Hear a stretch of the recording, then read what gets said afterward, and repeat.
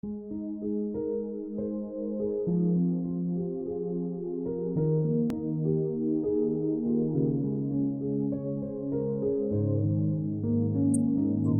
bien-aimé. Bonjour, bien-aimé. Ça dépend à l'heure à laquelle vous allez nous suivre. J'espère que vous vous portez bien. Nous allons lire dans les Écritures, dans Jonas, on va lire Jonas 1. Moi, je lirai jusqu'au verset 4, ou je pourrais même avancer jusqu'au verset 9. Après, vous pouvez lire toute l'histoire. Je pense que vous connaissez très bien l'histoire de Jonas. Je crois que tu le sais parfaitement que Dieu dit dans sa parole que ces choses sont écrites pour nous servir d'exemple, de modèle. Ces choses sont écrites pour nous éviter certaines erreurs. Ces choses sont écrites pour nous aiguiller. Jonas 1. L'Éternel adressa la parole à Jonas, fils de Mitaï, en ces termes. Mets-toi en route, va à Ninive, la grande ville, et proclame des menaces contre ses habitants. Car l'écho de leur méchanceté est parvenu jusqu'à moi. Jonas se mit en route pour s'enfuir à Tarsis, loin de la présence de l'Éternel. Il descendit au port de Jaffa, où il trouva un navire en partance de Tarsis. Il paya le prix de la traversée et descendit dans le bateau pour aller avec l'équipage à Tarsis, loin de la présence de l'Éternel. Mais l'Éternel fit souffler un grand vent sur la mer et déchaîna une si grande tempête, excusez-moi, que le navire menaçait de se briser. Les marins firent saisir de crainte et chacun se mit à implorer son Dieu. Puis ils jetèrent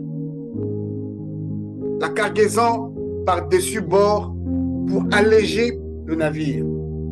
Quant à Jonas, il était descendu dans la cale du bateau. Il s'était couché et dormait profondément.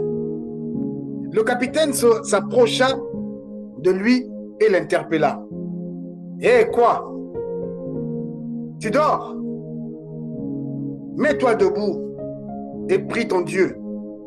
Peut-être ton Dieu se souciera-t-il de nous et nous périrons-nous pas? » Pendant ce temps, les matelots se dirent entre eux, « Allons, tirons au sort pour savoir qui nous attire ce malheur. » Ils tirent donc au sort et Jonas fut désigné. Bien-aimés, je vous laisse la suite. Vous connaissez très bien l'histoire de Jonas.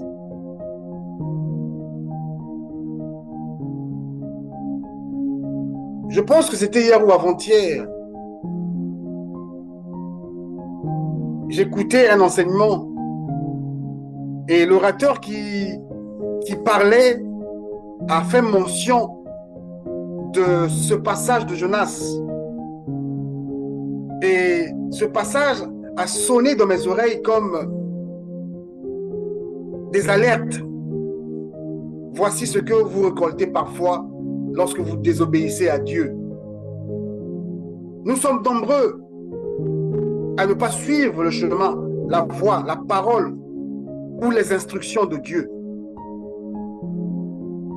Jonas, volontairement, il s'est dit non, moi je n'irai pas dans ce sens-là parce que la ville là, je la connais. La ville là, il y a des géants. Moi, je ne peux pas aller là-bas. Et pourtant, c'est Dieu qui lui dit, va. Mais Jonas a préféré prendre un autre chemin. Bien-aimé, j'ai fait le parallèle avec ma propre vie. J'ai connu des situations. Deux fois, il fallait que je me retrouve à gauche. Par mes désirs personnels, je suis allé à droite. Je n'ai pas entendu la petite voix qui me disait, reste ici. J'ai préféré aller par rapport aux choses, aux choix, aux accointances qui animaient en fait mon esprit. Or, ce n'était pas le chemin de Dieu. Ce n'était pas la position de Dieu. Jonas n'a pas voulu quitter sa zone de confort. Il s'est dit non, non, je préfère fuir. Mais il ne savait pas que non, l'esprit n'a pas de limite. Raison pour laquelle je bénis Dieu lorsqu'il dit au travers de la bouche de son serviteur, il faut écrire ces choses. Ces choses sont écrites pour nous servir d'exemple. Notre Dieu, il est esprit. On ne peut pas se cacher de lui. Jonas se disait que non, si je prends cette route-là, je vais fuir ce problème. Mais le Dieu, il s'est dit, je vais te rattraper là-bas plus haut. Jonas s'enfuit. Nous sommes nombreux à être appelés au Congo, mais nous nous retrouvons ici en France. Nous sommes nombreux à être appelés ici en France, mais on se retrouve encore au Congo. Nous sommes nombreux à être appelés, je ne sais pas dans quel endroit, mais on refuse d'y aller. Parce qu'on se sous-estime. Parce qu'on n'a pas confiance à la parole de Dieu. Nombreux parmi nous. Moi, j'ai pris mon exemple. Fais un peu d'introspection dans ta propre vie. Est-ce que là où tu te trouves, c'est là où Dieu avait voulu pour toi? Nous sommes nombreux à quitter les difficultés, à fuir les difficultés pour opter à ce qui est facile. Jonas a vu la grandeur. Il a vu la grandeur de ce pays. Il dit non, on va aller à Ninive. Ninive qui est la capitale de l'ennemi de Dieu. Ninive qui est l'empire d'Assyria. Jonas s'est dit non, non, je ne peux pas aller là-bas. Ninive, ce n'est pas une bonne ville. Il y a des géants là-bas. Et Dieu, tu me demandes à moi d'aller affronter les gars de Ninive. Je suis certainement un Jonas. Jonas est le style de personne où, lorsqu'ils entendent la voix de Dieu, ou parfois lorsqu'il y a des difficultés, ils préfèrent abandonner les difficultés pour prendre le chemin qui est simple. Voilà. Et c'est comme ça que cette voix s'est retentie dans mes oreilles. Satel, tu as vu? C'est comme ça. Hier, tu fuyais ce chemin. C'était le chemin où je voulais que toi, tu ailles. Mais tu as préféré prendre un autre chemin. La vie, les choix de la vie ne sont pas sans conséquences. Les choix avec Dieu ne restera pas comme ça sans conséquences. Tout ce que nous définissons ou nous choisissons, il y a des conséquences. Soit conséquences positives ou négatives. Donc, néanmoins, il y a des conséquences. Pour le cas de Jonas, vous êtes des véritables lecteurs de la parole. Vous avez dû certainement lire la suite et vous connaissez la suite. Mais Dieu me dit, tu te retrouves ici parce que tu avais refusé de prendre ce chemin. Il est amour, ce Dieu. Il est amour. Bien que tu vas arriver au terminus, mais deux fois tu vas prendre des détours. Voire même ne pas arriver aussi. Pour preuve, le peuple d'Israël est arrivé au désert. Ils sont tous morts dedans. Parce qu'ils n'avaient pas de vision. Parce qu'ils ne voulaient pas écouter et obéir Dieu. Ce peuple d'Israël n'est pas le personnage de Jonas.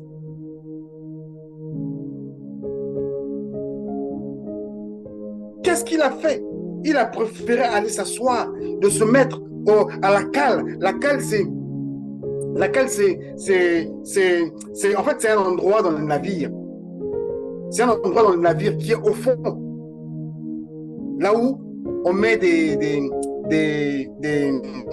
c'est un endroit volumineux, en fait, compris entre le pont et le fond, en fait. Là où c'est destiné à recevoir des cargaisons. Lui s'est dit, je vais me mettre là-bas. Je me cache, au moins comme ça, on ne me verra pas. Mais l'Esprit de Dieu a parcouru. Il est là, Jonas. Il est là. Pour le sortir de là, je dois menacer tout ce qui est autour de lui. Des fois, ta vie est tumulte. Au lieu de se poser des questions, pourquoi ma vie est tumulte? Mais je préfère accuser certainement le diable. Je préfère dire certainement peut-être qu'on m'attaque. Je préfère dire que non, jamais j'en prends la responsabilité. Jonas n'a pas pris sa responsabilité tout de suite. Les autres ont fait appel à leurs dieux, des petits dieux. Les petits dieux ont quand même aiguillé. Non, c'est pas vous. Mais je crois qu'il y a quelqu'un qui est là. Le Dieu, là, il y a un Dieu suprême que nous sommes en train de voir là. Je crois que c'est le Dieu de ce monsieur qui est au fond de la cale là. Il faut le réveiller.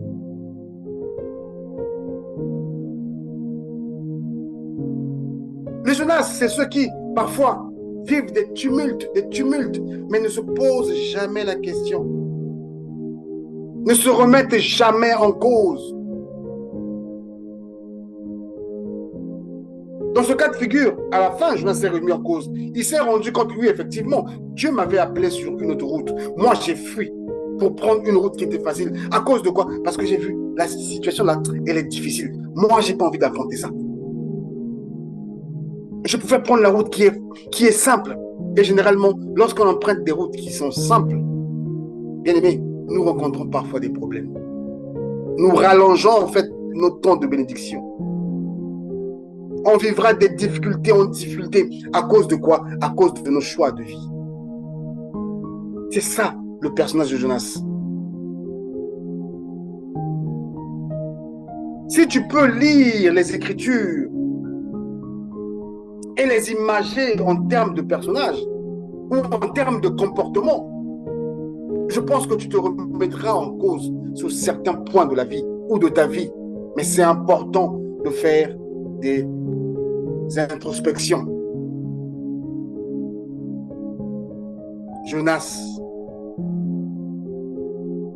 il dit non. À Ninive, il y a trop de gars forts. Ninive, c'est l'ennemi de Dieu. Ninive, c'est une ville, c'est une boîte de nuit. Ninive, non, c'est là où on danse les musiques du monde. Ninive, non, moi je suis une enfant de Dieu, je ne peux pas mettre pied à Ninive. Ninive.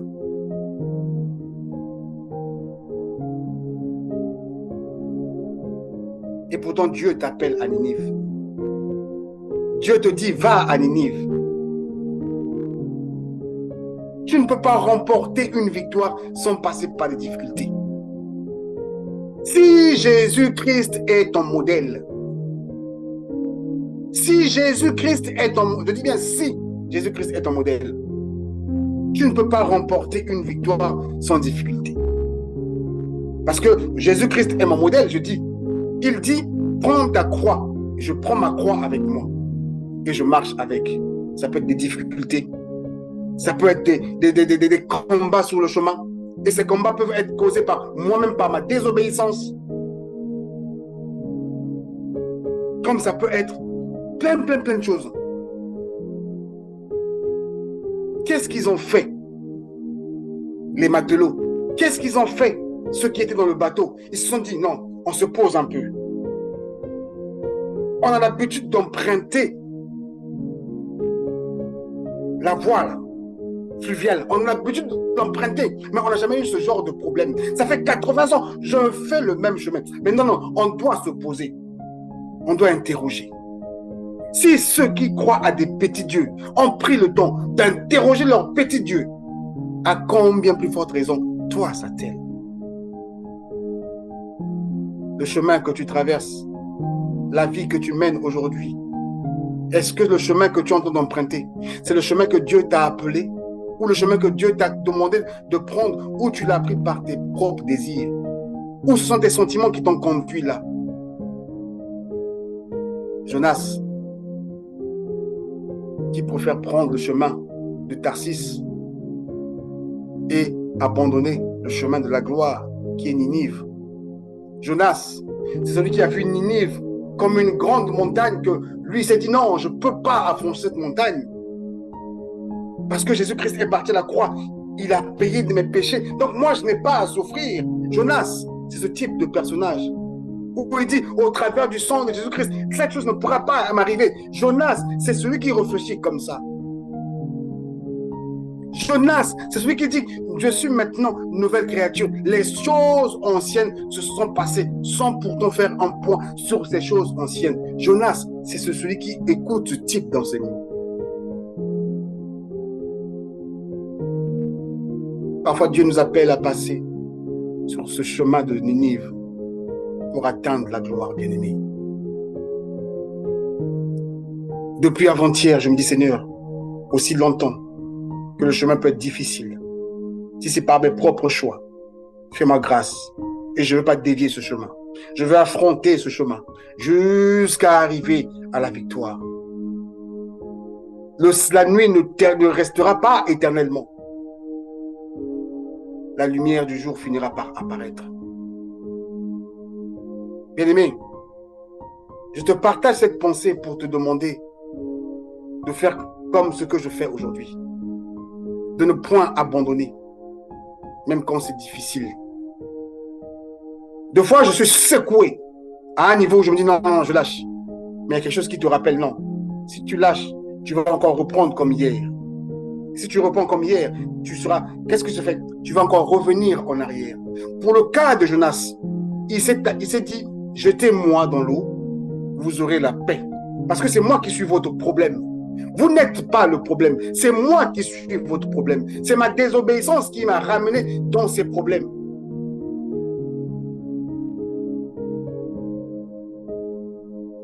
Notre Dieu est celui qui nous appelle à l'obéissance.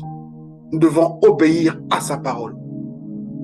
Nous devons obéir à sa parole. Et la parole de notre Dieu est esprit et vie. La parole de notre Dieu communique la vie.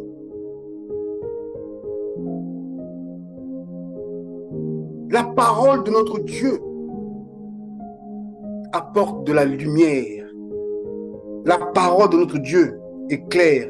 Celui qui croit, celui qui prend son temps de lire les Écritures, mais qui n'a pas l'intelligence de renouveler, je ne sais pas, c'est quel type de personne. La parole de Dieu te donne de l'intelligence. Je ne lirai pas simplement la lettre qui est écrite, mais au travers de cette lettre, je verrai la révélation de sa parole. Tellement que les choses sont claires. Ah tiens, la solution était de ce côté-ci. C'était pas là-bas. Ah, il fallait que je pousse un peu loin ma réflexion. Bien aimés, nous sommes nombreux face à des difficultés à abandonner tout de suite. De toutes sortes. Tu vois que tu n'arrives pas à réparer un truc, c'est compliqué pour toi. Ah, tu laisses. Tu vois que le truc, c'est... Ah, tu abandonnes. Des fois, le Seigneur dit, mais creuse un peu plus. Creuse un peu plus. Tu trouveras le bonheur derrière. Tout à l'heure, pendant la prière, le pasteur Léon a donné un message en disant, Dieu savait que l'homme devait avoir besoin du coltan. Et Dieu a enfoui le coltan sous la terre. Dieu savait que l'homme devait avoir besoin du pétrole. Bien aimé, ce n'est pas le chrétien qui est allé découvrir le pétrole. C'est peut-être ceux qui ne croient même pas en Dieu. Dieu savait que l'homme devait avoir besoin de toutes ces matières premières. Aujourd'hui, toi et moi, nous parlons via ces réseaux sociaux. Dieu savait que demain, il faut qu'il y ait ça. Il faut qu'il y ait telle matière pour qu'on puisse avoir des ordinateurs. Et cette matière-là, j'ai mis ça en RDC, au fin fond là-bas, là où la guerre se passe. Dieu savait. Dieu savait. L'autre fois, j'ai dit, le Wi-Fi, c'était dans le plan de Dieu. Tout ce que nous sommes aujourd'hui, c'est un plan divin. Les gens qui disent que non, voilà, Facebook, c'est un plan... Non. Bien aimé, vous ne comprenez pas une chose. C'est que Dieu savait qu'au travers de ces choses-là, il y aura peut-être d'autres personnes qui découvriront ça, mais c'est pour éclore, c'est pour éclater sa gloire. Le diable est un mal nécessaire pour l'accomplissement de la parole de Dieu. Mais celui qui se dit chrétien, il va éviter. Il dit non, Jésus-Christ a déjà payé pour moi. Il va se comporter comme Jonas. toujours à fuir ses responsabilités. Toujours à fuir ses responsabilités. J'ai été ce Jonas-là. Moi qui te parle, j'ai été ce Jonas-là. Moi qui te parle, j'ai été ce Jonas-là. Je fouillais mes responsabilités. Mais quand j'ai entendu la voix de ce frère, j'ai dit, Seigneur, que ton nom soit glorifié, que ton nom soit exalté, car voici le chemin que tu m'appelles. Voici la lumière de la parole que tu as donnée aujourd'hui. Si Jésus-Christ est ton sauveur et ton Seigneur, tu ne fuiras pas des difficultés. Parce que Jésus-Christ a dit ceci, que chacun prenne sa croix. Si Jésus-Christ est ton Seigneur et ton sauveur, tu ne fuiras pas des problèmes. Parce que Jésus-Christ a dit aux femmes qui pleuraient, ne pleurez pas pour moi, pleurez plutôt pour vos enfants. Voici ce type de Jonas. Voici le type de Jonas que tu étais. Je suis fier de le dire et de le conjuguer dans le passé. Voici le type de Jonas que tu étais. Tu as été appelé à faire ça. Voilà là où tu te retrouves. Gloire soit rendue à Dieu. Je vais te ramener comme Jonas. Quand vous lisez plus loin, je pense qu'au chapitre 3 de Jonas, là, quand vous lisez plus loin, Jonas s'était bien rendu à Ninive. Jonas prêchait réellement la parole de Dieu à Ninive. Mais ça a pris un temps. Ça a rallongé le temps de l'accomplissement de la vie. Ça a rallongé quelque chose. Jonas n'est pas sorti de là sans conséquences. Mais ces choses sont écrites pour nous éviter ces conséquences, ces pertes de temps. Bien-aimés, nous devons apprendre à entendre la voix de Dieu. Il n'y a pas une manière d'apprendre la voix de Dieu. De la même façon que tu n'as pas eu de manière à apprendre la voix de ton père ni de ta mère, il n'y a pas une manière d'apprendre la voix de Dieu. Si tu es un enfant de Dieu, si tu es un fils de Dieu, tu connais forcément les attributs de Dieu. Tu connais forcément les désirs de Dieu. Il n'y a pas besoin. Si tu entends quelqu'un qui te dit, viens, je vais t'apprendre comment entendre Dieu. Il y a un personnage dans la Bible qui entendait Dieu. Je sais que tu le connais. Et il allait partir voir le prophète. Le prophète lui dit, non, repars encore. Non, après le prophète, non, prends le temps d'écouter. Ce n'est pas le prophète qui a appris à ce jeune comment entendre Dieu. Mais il lui a juste illuminé les yeux. Et Dieu a parlé au travers de son serviteur. Nous devons apprendre à entendre, à comprendre quel est le chemin que Dieu nous appelle. Est-ce que nous sommes appelés à aller au nord ou nous sommes appelés à aller au sud? Des fois, les amitiés nous embrouillent, mais nous ne sommes pas tous appelés à aller sur le même chemin. Découvre dès maintenant le chemin par lequel le Seigneur t'appelle. Jonas s'est dit non, moi Ninive, je n'irai pas. En lisant le chapitre 3, cette histoire se termine quand même d'une manière, je dirais, glorieuse. Quand je prends juste le chapitre 1, le chapitre 3, le premier verset, l'Éternel adressa la parole une seconde fois à Jonas en ces termes. Mets-toi en route, va à Ninive, la grande ville, et proclame là-bas le message que je te communique. Jonas, après les conséquences, il s'est dit non, je ne peux plus repartir dans la vie que j'avais hier de désobéissance. Je préfère obéir maintenant. Jonas se mit en route et se rendit à Ninive, comme l'Éternel lui avait demandé. Or, Ninive était une ville extrêmement grande. Il fallait 3 jours de marche pour en faire le tour. Jonas entra dans la ville et commença par y marcher toute une journée en proclamant dans 40 jours, une catastrophe viendra sur Ninive. Il y avait un message que Jonas devait aller déposer, donner. Tu es un messager de Dieu, bien-aimé. Il est tout suprême, il est tout au-dessus de tout, mais il n'est pas contre sa parole. Il ne peut pas descendre sur la terre, faire ça à ta place. Raison pour laquelle il t'a donné un corps pour que toi tu sois son relais. Toi, tu sois son relais. Sa tête doit être le relais de Dieu. N'aie pas honte d'être le relais de Dieu. Dieu pouvait venir à Ninive, annoncer sa parole. Mais comme il est esprit, il a formé des corps. Il dit, je leur donne une forme comme je suis, pour que le corps là puisse être en contact avec les sphères de la terre pour propager ma parole.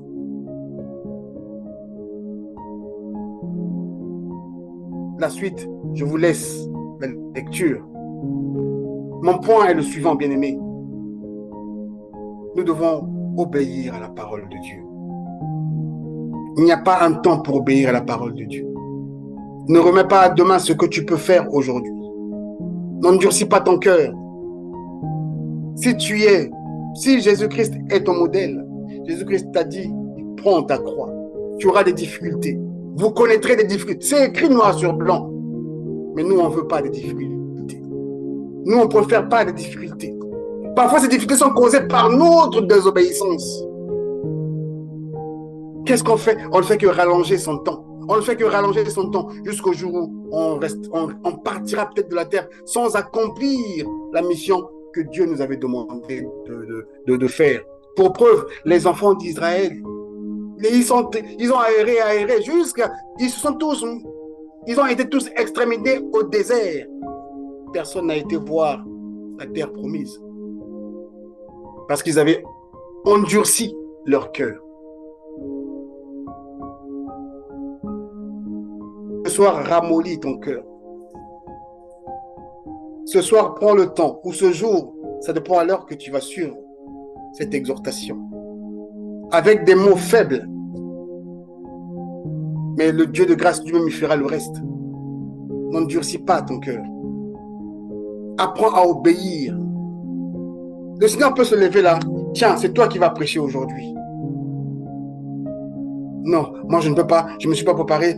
Ah, mais attends, pourquoi tu vas te préparer? Si c'est lui qui dit que c'est toi qui vas le faire aujourd'hui. Tu n'as pas besoin de te préparer. C'est lui qui parlera au travers de toi. Il a juste besoin que tu empruntes, que tu utilises ta bouche. Mets-toi à l'œuvre. Ça veut dire que tu ne seras jamais prêt. Ça veut dire que tu ne seras jamais prêt. Un véritable enfant de Dieu est un vrai soldat où à n'importe quel moment il dit, tu n'as pas besoin de te préparer. La parole doit être sur ta bouche. Sa parole doit être en toi.